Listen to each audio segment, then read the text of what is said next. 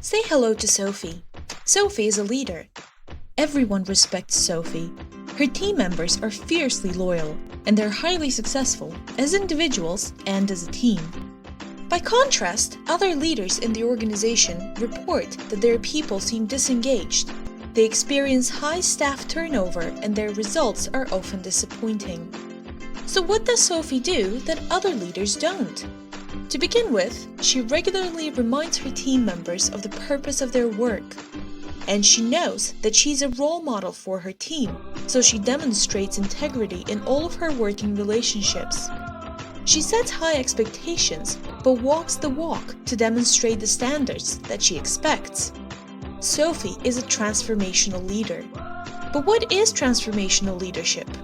Leadership expert James Burns introduced the concept of transformational leadership in his 1978 book called Leadership. He defined it as a process where leaders and their followers raise one another to higher levels of morality and motivation. Bass later developed the concept further.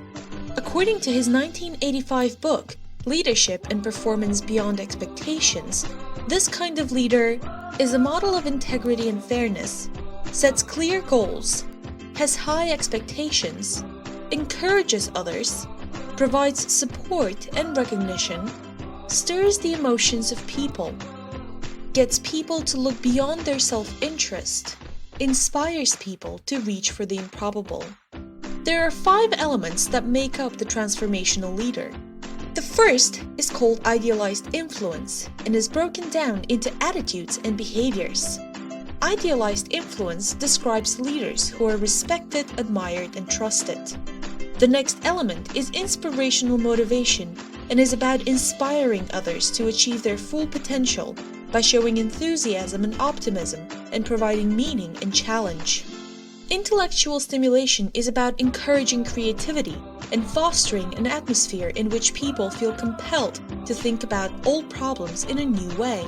Finally, individualized consideration is the element that deals with the coaching and mentoring, thinking of individual contributors rather than a group as a whole. And there you have it.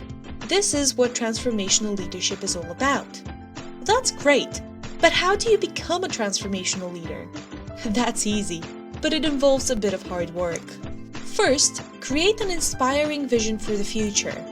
Next, motivate your people to buy into and deliver the vision. You would also need to manage the delivery of that vision. And finally, build strong, trust-based relationships with your people.